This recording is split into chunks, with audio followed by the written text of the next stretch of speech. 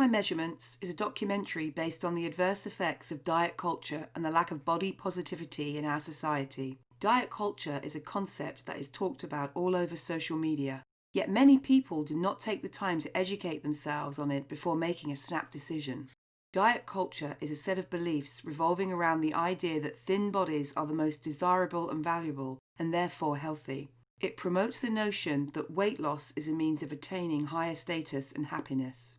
Many companies rely on diet culture as a way to make money by exploiting people's insecurities about their body size and shape. They do this via influencers promoting products that promise a certain lifestyle and status in society. Hopefully, through documentaries such as this, social media can advance to a stage where we are spreading a message of body positivity. The message needs to convey that regardless of body size, shape, age, or gender, you should be happy with yourself.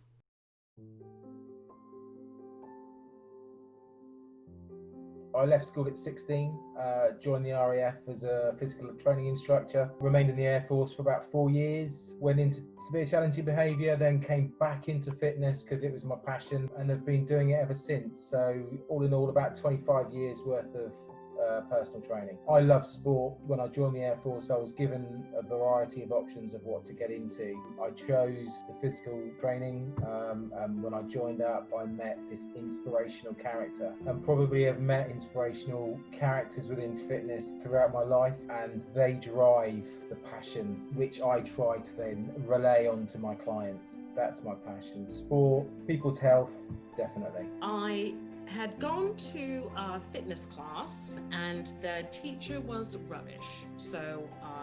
And this was about 30 years ago. So I told her that I thought she was rubbish because she had neglected all the people who couldn't jump up and down, which was quite sad. She was doing all high impact, which I thought was sad because normally the class was mixed. So she said, if you can do better, then go ahead. So I did. So I was a fitness instructor, and then I did a Pilates workshop, which sold me on Pilates. I thought it felt amazing, and if I could make other people feel this way, then that would be fantastic. So that was it. I was sold on Pilates, and that took over. I've always been into fitness, really. Something when I was at school, teenager, sports was my favourite hobby. PE, I'm not really an academic as such, so PE was my thing, and just always carried it on, really. Everywhere I've worked, I've sort of aimed at looking at the sports facilities where I work and have a quick swim before work, and I think it's more for my, not so much body image, but for my mental. I'm one of those who likes endorphins.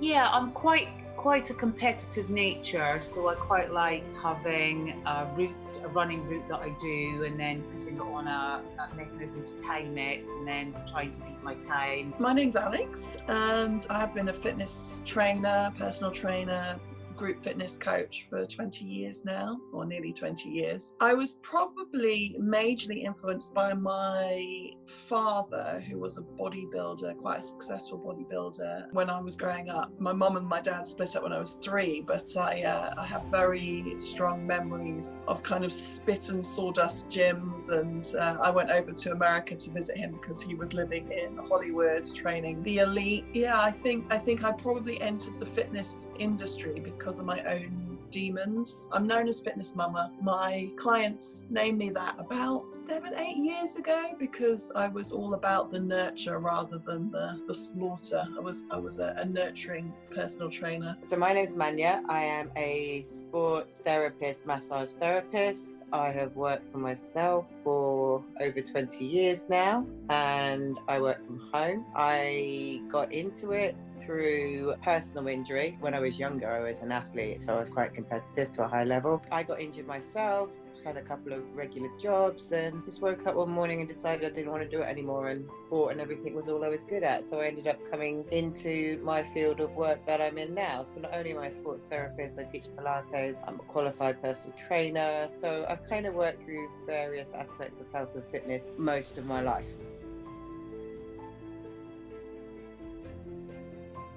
Well, I've trained various people within the 25 years, whether that be models, athletes, professional athletes, etc., etc. Within that, I've seen the eating disorders, I've seen the marketing from various dietary companies which have influenced young people, and I try most of them because I don't think you can have an opinion on any of them until you've tried them. I think money sells, and I think the better media campaign, better advertising, the more that people are influenced within the dietary culture. I've worked with children with eating disorders that have been under 10 years old. It's something that the government and the media need to get together with to sort out. Well, I guess it's just being comfortable in your own skin, I would say, is body positivity. Being happy with who you are, and if you're not happy, then taking steps to change it.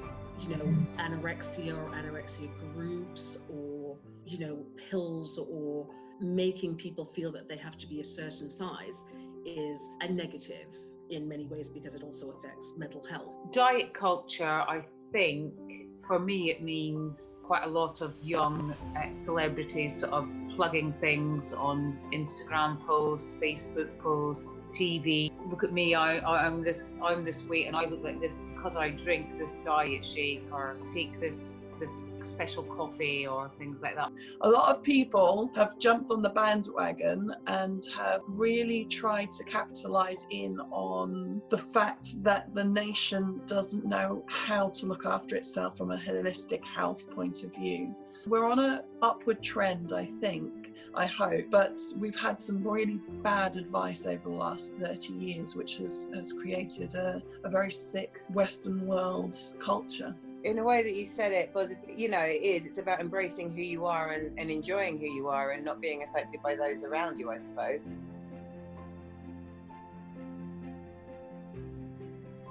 Social media, from my own platform, does promote a lot of nutritional aids, you know, and the thing is, you don't want people obviously to live on liquid. I am approached all the time by people asking me to sell products, and it's usually a powder, and powder is not food.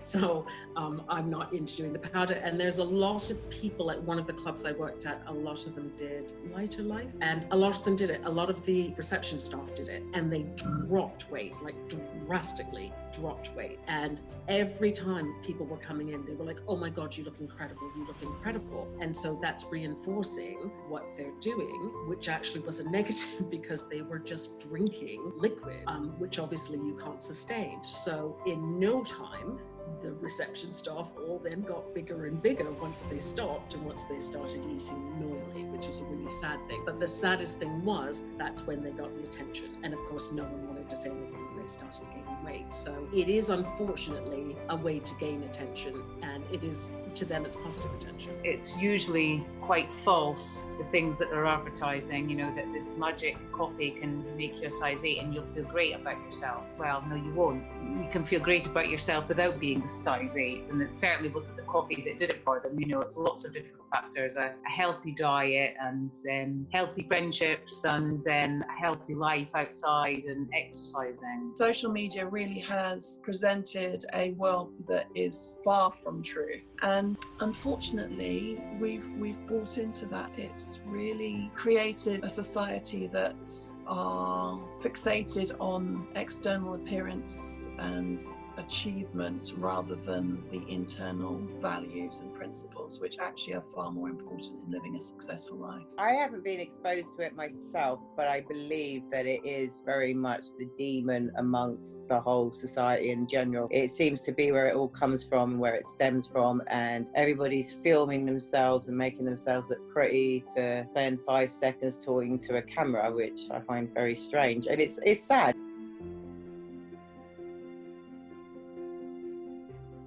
Oh, of course.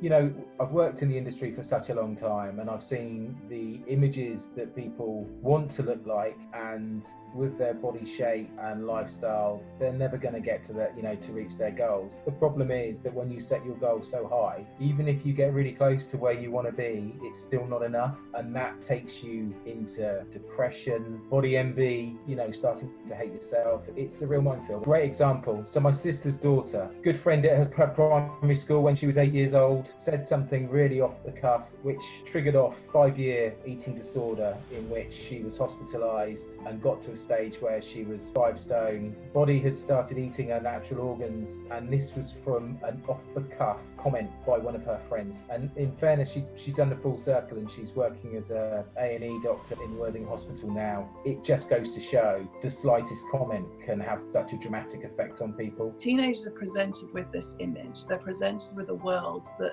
they buy into because they don't have the life behind them to understand that actually this isn't real, and it's having a massive effect. I mean, even on my 8-year-old, you know, I see her getting drawn into things and thinking that they are absolute truths, and having to explain to her that, you know, this isn't actually the world, this is fake, this is not what's real. I really think our generation was taught to achieve, to look good, you have to be the all singing, the all dancing, able to manage life wonderfully, but we haven't got the tools to do that.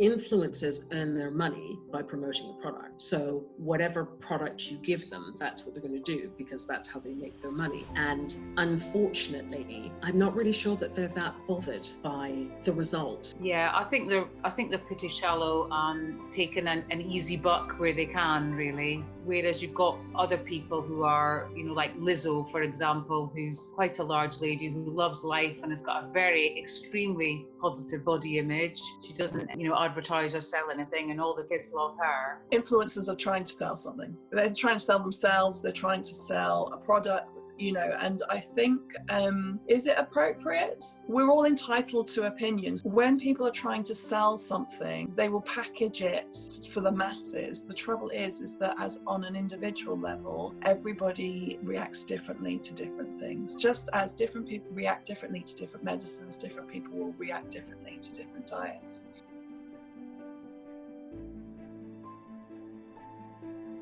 I would love to have grown up, especially through those years, as happy, confident with who I am and what I look like. Unfortunately, with the media as it is, and, you know, for the kids of today in social media, I think I'm one of billions of people that probably struggled throughout their lives. Give my teenage self a massive hug and tell her it's going to be okay, because I actually got pregnant at 17 and had my first daughter at 18, and my teenage years were full of angst and quite a lot of trauma due to family breakdown and just not feeling worthy within myself. And I think this is something that a lot of teenagers feel, just that unworthiness. They can't compete with the world, that they're different, that they don't fit in, that they're not good enough, they're not academically good enough, they're not pretty enough, you know. And I think what I would love for my teenage self to know is that she was enough.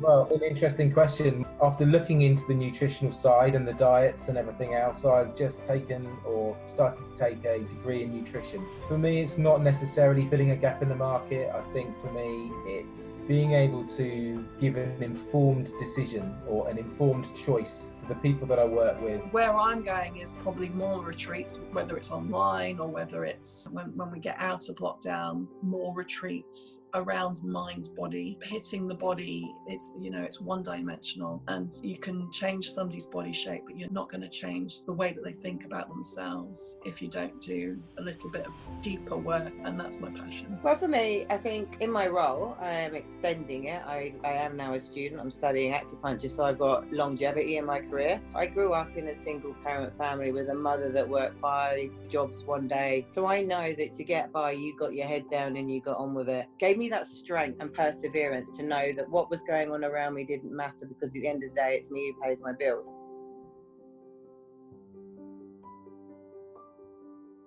I've seen it from my 8, nearly 9-year-old already, where she's got crop tops on. Says, "Oh, I can't wear that today. I'm a bit FAT." No, you're not. And she already has posters on her walls of Billie Eilish and a few other people, and Ariana Grande with like skinny tops on. And it's just to say, no, you look fine. Just promoting that confidence that we're all different shapes. I think we're in a pivotal moment in history whereby people are starting to realise realise that probably over the last 30 years, we've been bombarded with imagery and information that has really shaped a world and systems that perhaps aren't helpful in a holistic way. You know, doing the inner work, understanding we are not just one-dimensional beings, understanding that physical fitness has to be connected to emotional and, dare I say, even spiritual fitness. And that's what I would do anything with anything now, is like give somebody the opportunity, because everybody's good at something. If we can create a generation of people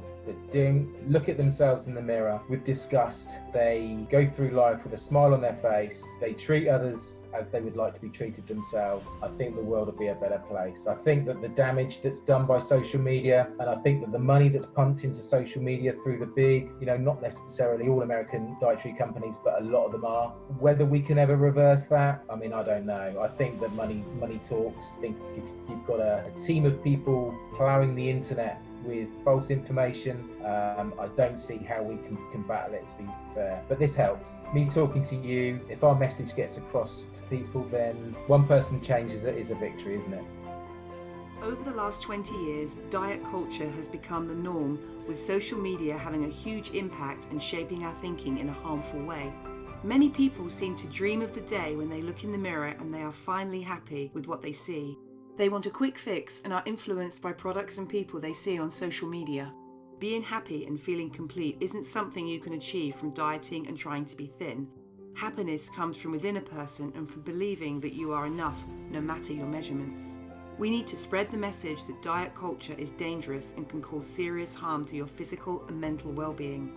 We need to focus on the well-being of the younger generation before they get sucked into the negativity and serious health issues of diet culture.